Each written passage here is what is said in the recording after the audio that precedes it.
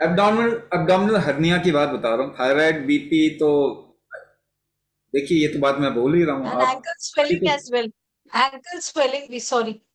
हाँ हाँ, देखो, एब्डोमिनल हर्निया के बारे में बताता हूँ मैं कि ये केसेस ना आपके शरीर के अंदर जो स्ट्रक्चर है, जिस तरीके से जहां पे कोई चीज होनी चाहिए, स्ट्रक्चरल स्ट्रेंथ कहते हैं इसको।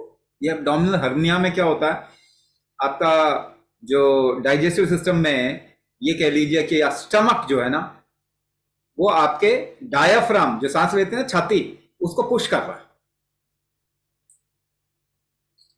तो या फिर आपकी इंटेस्टाइन में कोई चीज जो है आपके एब्डोमेन में पुश कर रही है, वो स्ट्रक्चर जो है वो डिविएट, खराब हो, तो उसको हर्निया बोल देंगे। और एक चीज देखने में आ रही है कि ये स्ट्रक्चरल स्ट्रेंथ कम होने के कारण ये हर्निएटेड कंडीशन बहुत बढ़ रही है। अच्छा, thyroid, BP, ankle swelling. Ankle swelling का एक कारण जो होता है, एक कारण, और कारण मैंने बताया, जैसे मैंने बताया उदाहरण शक्ति अगर कम होगी तो कमर या कमर से नीचे ज्यादा लोड आएगा, वायु दोष आएगा तो कमर, कमर से नीचे लोड आएगा, उसमें एंकल भी है। एंकल का किडनी के साथ में भी सीधा रिलेशनशिप है। तो किडनी के ऊपर अगर लोड आएगा तो एंकल के ऊपर लोड आएगा, ज्यादा लोड आता है, क्योंकि आपका फिल्टरेशन जो है ना, बॉडी का डिटॉक्स मैकेनिज्म है ना, उसमें अगर देखें तो आ, सबसे ज्यादा वो घुटने और घुटने से नीचे की तरफ में असर करता है।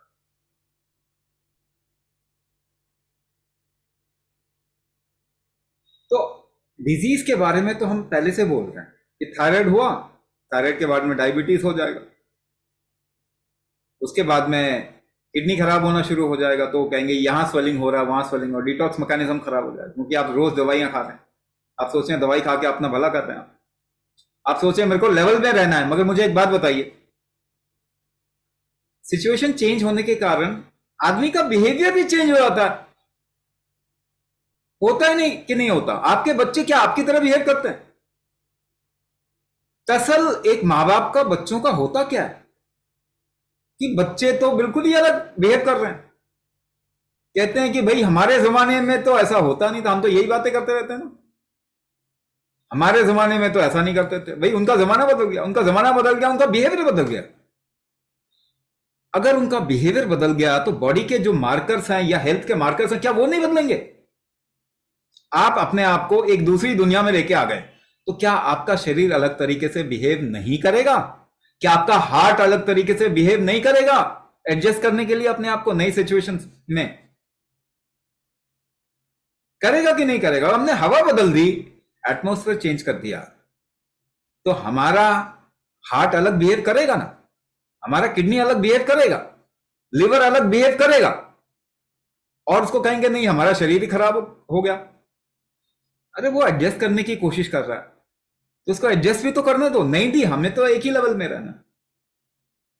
बीपी तो 120/80 होना चाहिए, चाहे मेरी उम्र कितनी भी हो जाए। तो ये तो गलत है।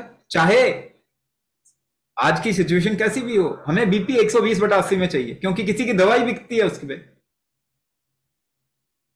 अगर वो ज्यादा भी हो तो क्या आपको प्रॉब्लम हो जाती है? क्या नहीं होती प्रॉब्लम।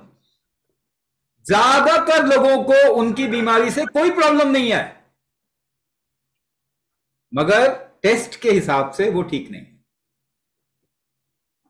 अगर आप शरीर को थोड़ा भी एडजस्ट करने की का मौका देंगे तो उस बीमारी से निकल जाएगा। अगर आपका शुगर लेवल बढ़ा हुआ है, आप शरीर को थोड़ा मौका दे दो, 6 महीने साल भर का मौका दे दो एडजस्ट करने का, 6 महीने साल भर में ठीक हो जाएगा। मगर थोड़ी सी भी प्रॉब्लम हम नहीं झेलना चाहते, शरीर ऐसे तो ठीक करेगा, और कैसे ठीक करेगा?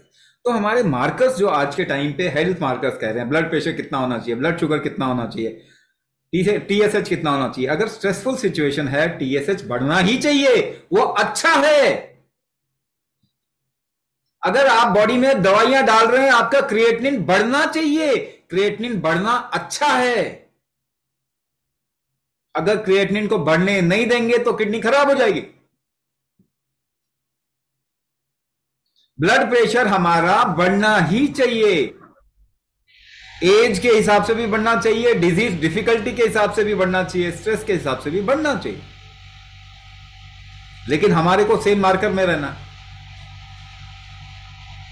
भाई महात्मा गांधी का ब्लड प्रेशर 210/100 रहता था पूरी लाइफ रहा, ना कोई दवाई खाई, ना कोई प्रॉब्लम हुई कभी, क्योंकि उस समय तो 200 का ब्लड प्रेशर नॉर्मल था कि अगर 200 का ब्लड प्रेशर है तो ठीक है, 200/100 ठीक है, बिल्कुल ठीक है। आज के टाइम पे 120/80 में सबको लेके आना। तो अगर ऐसा करेंगे, बॉडी का प्रेशर प्रॉपर नहीं बिल्ड होने देंगे, उसका ग्रोथ फैक्टर्स को हम ठीक से नहीं रहने देंगे दवाई खा खा के, तो एडजस्ट कैसे करेगा? तो स्ट्रक्चरल इंटीग्रिटी बॉडी की खराब हो जाती है। वो खराब हो जाएगी, आप कितना भी कोशिश कर लो दवाई खा के, बॉडी ठीक नहीं हो पाती है।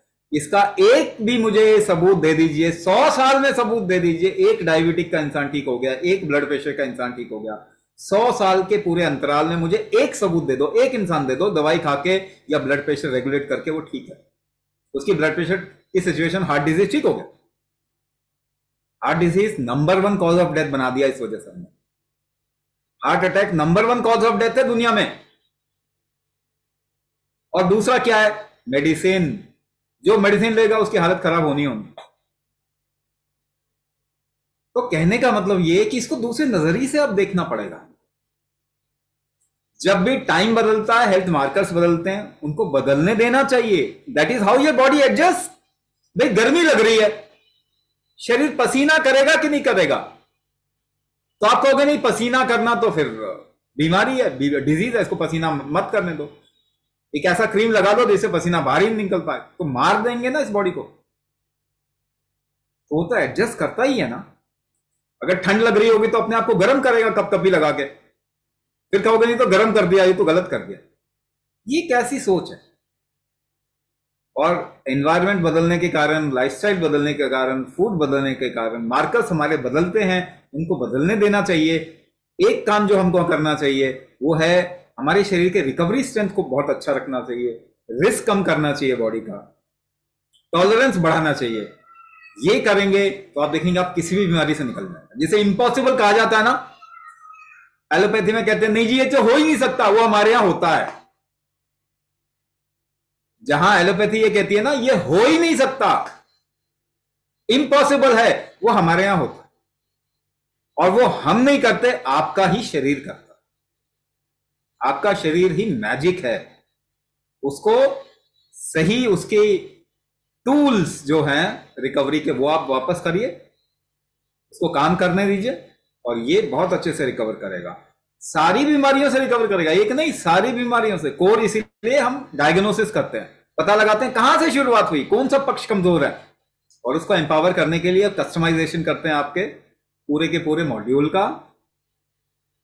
और ये जरूरी है ना कि आपकी कोर प्रॉब्लम पता चले, तो उससे क्या होगा जो बाकी जितने भी प्रॉब्लम थे, थायराइड हो गया, डायबिटीज हो गई, एंकल स्वेलिंग, किडनी खराब हो रहा है, ये सब तो कहीं ना कहीं एक रूट से आ रहा है, जड़ से आ रहा है, सेंटर से आ रहा है। यहां से कमजोरी थी, उसके बाद एक के बाद एक के बाद एक प्रॉब्लम बढ़ती गई। तो वही पता लगाते हैं डायग्नोसिस से, प्राणशक्ति डायग्नोसिस से, और कस्टमाइजेशन करते हैं।